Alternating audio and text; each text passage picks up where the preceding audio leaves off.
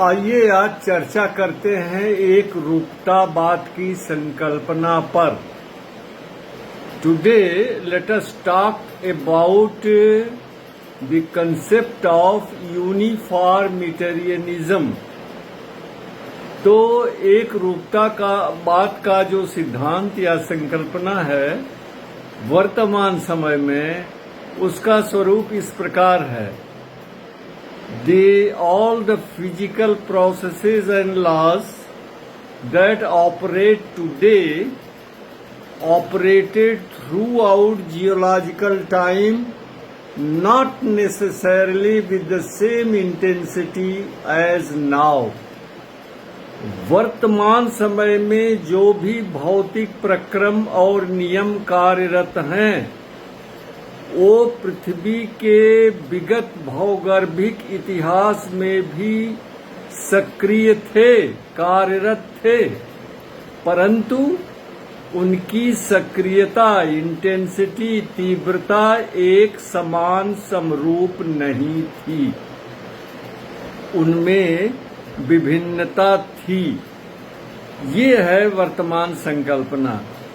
इस संकल्पना का सूत्रपात, प्रतिपादन यद्यपि बदले हुए रूप में सर्वप्रथम 1785 में स्कॉटिश जियोलॉजिस्ट जेम्स हटन ने की थी। जेम्स हटन वर्तमान यूके के स्कॉटलैंड के एक प्रसिद्ध भौमिकीविद, भूगर्भ शास्त्री, जियोलॉजिस्ट थे। उनकी संकल्पना जरा पहले व्यक्त की गई संकल्पना से थोड़ा भिन्न है। जेम्स हटन के अनुसार all the physical processes and laws that operate today operated throughout geological time with the same intensity as now. यानी जेम्स हटन की मान्यता थी जो भी भौतिक प्रक्रम जैसे अनाच्छादन की क्रियाएं हैं, अपर्दन है, इरोजन है, डिपोजिशन है, उत्थान है, अपलिफ्टमेंट है, अवतलन है, सबसिडेंस है, वल्केनिसिटी है, ज्वालामुखी क्रिया है, टेक्टोनिक एक्टिविटीज है इत्यादि, जो आज कार्यरत है उसी रूप में पृथ्वी के विगत भौगर्भिक जियोलॉजिकल हिस्ट्री में भी कार्यरत थे और उनके कार्य करने की तीव्रता, इंटेंसिटी, गहनता एक समान थी। यही अंतर है। वास्तविक इस समय की संकल्पना कहती है कि उनके तीव्रता में विभिन्न कालों में अंतर था और हटन महोदय कहते हैं एक जैसा था। ये कमी जो है जेम्स हटन के सिद्धांत में थी। अब जैसे उदाहरण दिया जा सकता है कि जैसे यूनाइटेड किंगडम में जो कोयला पाया जाता है उसकी खुदाई करने पर कोल माइंस में पता चला कि उन कोयलों में भूमध्यरेखीय जलवायु के वनस्पतियों के अवशेष हैं। It means there would have been a time when United Kingdom was closer to equator. एक समय ऐसा रहा होगा जबकि वर्तमान यूनाइटेड किंगडम भूमध्य रेखा के पास रहा होगा। इसी तरह देखिए, भारतीय राज्य ओडिशा के तालचीर कोल माइन में कोयले के नीचे ग्लेशियर बोल्डर्स के जमाव मिले, हिमानी गोलाश्म के बोल्डर्स के। इससे प्रमाणित होता है कि एक समय ऐसा रहा होगा जबकि प्रायद्वीपीय भारत का व्यापक हिमानीकरण, वाइड स्प्रेड ग्लेशिएशन हुआ होगा और इसका प्रमाण भी है। कार्बोनिफरस पीरियड में peninsular India was largely glaciated और इसी तरह देखिए, इसके भी प्रमाण होते हैं कि सभी प्रक्रम हर काल में एक समान कार्यरत नहीं थे। जैसे कर्बानीफरस पीरियड और प्लास्टोसीन पीरियड में हिमानी ग्लेशियल प्रोसेस ज्यादा सक्रिय था, ज्यादा वाइड स्प्रेड था, जबकि वर्तमान समय में वह उतना सक्रिय नहीं है। तो जेम्स हटन को क्रेडिट तो जाती है कि यूनिफॉर्मिटेरियनिज्म की संकल्पना का प्रतिपादन किया। और उनके दो शिष्य थे, एक जॉन प्लेफेयर और एक चार्ल्स लेल। इन दोनों शिष्यों ने जेम्स हटन के विचारों में थोड़ा परिवर्तन करके, परिमार्जन करके, मॉडिफिकेशन बना करके उसको सशक्त रूप में प्रचारित किया। चार्ल्स लेल ने तो अपनी पुस्तक प्रिंसिपल्स ऑफ जियोलॉजी, जो 2 वॉल्यूम में है, उसमें जेम्स हटन के सिद्धांत को भरपूर स्थान दिया। अब जेम्स हटन का ये जो की संकल्पना है यूनिफॉर्मिटेरियनिज्म की, वह जियोलॉजी के 2 नियमों पर आधारित है। The concept of uniformitarianism of James Hutton is based on 2 principles of geology.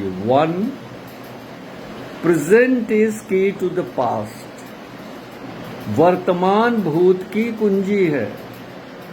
Number 2, no Vestige of a beginning, no prospect of an end. मतलब ये भूआकृतिक प्रक्रम कब काम करना प्रारंभ किए,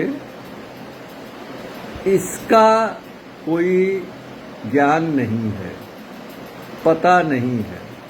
no Vestige of a beginning, प्रारंभ का, आदि का कोई पता नहीं है। और ये कब काम करना बंद कर देंगे, इसके लिए भी कोई इसका तिथि नहीं बताई जा सकती, कोई आशा नहीं है। No Vestige of a beginning, vestige means संकेत, symbol. No Vestige of a beginning, no prospect of an end, इसके अंत होने की कोई प्रत्याशा नहीं है। तो ये 2 जो है बेसिक प्रिंसिपल है जिस पर आधारित है संकल्पना uniformitarianism. Present is key to the past का मतलब क्या हुआ कि जिस समय हम देख रहे हैं कि नदी किस तरह से अपरदन करती है, कैसे परिवहन करती है इरोडेड मटेरियल्स का, कैसे उनका यथास्थान डिपोजिशन करती है, कैसे वो विभिन्न तरह के स्थलाकृतियों का निर्माण करती है, प्रारंभ भूतकाल में भी ऐसे ही किया होगा।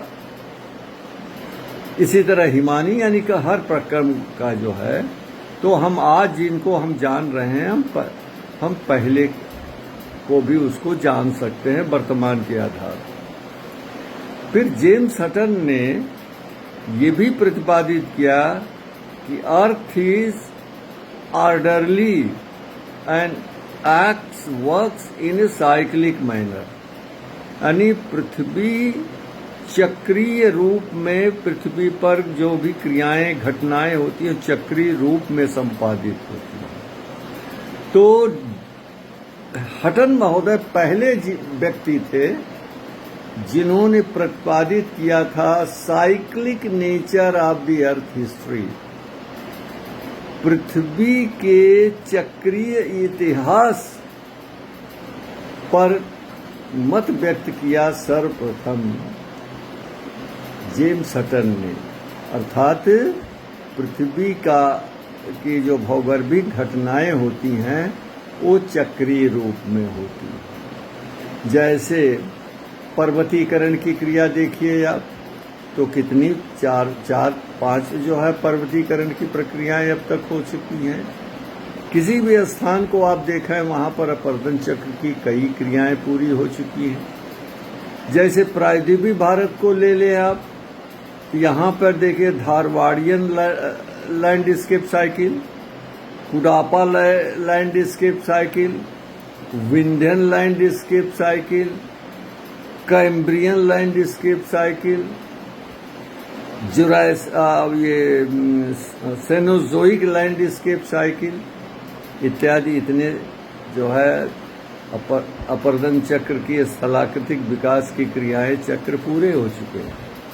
और जब किसी भी एक स्थान में एक से अधिक अपरदन चक्र की घटनाएं पूर्ण हो जाती हैं तो उससे जो स्थलाकृति वहां की होती है दैट बिकम्स वेरी कॉम्प्लेक्स, वो बहुत जटिल हो जाती है। और ऐसी स्थलाकृति जहां पर बार बार अपरदन चक्र की घटनाएं घटी हों, ऐसे क्षेत्र की स्थलाकृति को कहते हैं पॉलिम्पसिस्ट टोपोग्राफी। यानी पॉलिम्पसिस्ट उस पांडुलिपि हस्तलिपि को कहते हैं जो बार बार लिखी और मिटाई जाती है। जैसे आप जो है कागज ले लें, पेंसिल ले लें और पेंसिल से पेपर पर कागज पर लिखें, फिर उसको रबर से मिटा दें, पूरा नहीं मिटेगा, कुछ न कुछ अवशेष रह जाएगा। उसके बाद फिर पेंसिल से उस पर लिखें तो पहले वाला अवशेष भाग भी कुछ न कुछ दृष्टिगत होगा, फिर इसको मिटा दें, फिर लिखें, फिर मिटा दें, तो जितनी बार मिटाते जाएंगे उतना पहले वाला जो लिखावट है वो ज़्यादा मिटती जाएगी और जो एकदम लेटेस्ट होगी वो ज़्यादा दृष्टिगत होती है। तो ऐसी हस्तलिपि को, पांडुलिपि को कहते हैं पॉलिम्पसिस्ट मैन्युस्क्रिप्ट। इसी को अप्लाई किया गया है प्रकृति के क्षेत्र में, स्थलाकृतियों के क्षेत्र में, जहां पर एक से अधिक अपरदन चक्र की घटनाएं पूरी हो चुकी हैं, वहां की स्थलाकृति जो है वो काफ़ी जटिल हो गई है। पॉलिम्पसिस्ट टोपोग्राफी ये हो गई है वहाँ की। तो ये है जेम्स हटन के सिद्धांत के आधार पर ये जो स्थलाकृतियों से संबंधित संकल्पना की विवेचना। नमस्कार।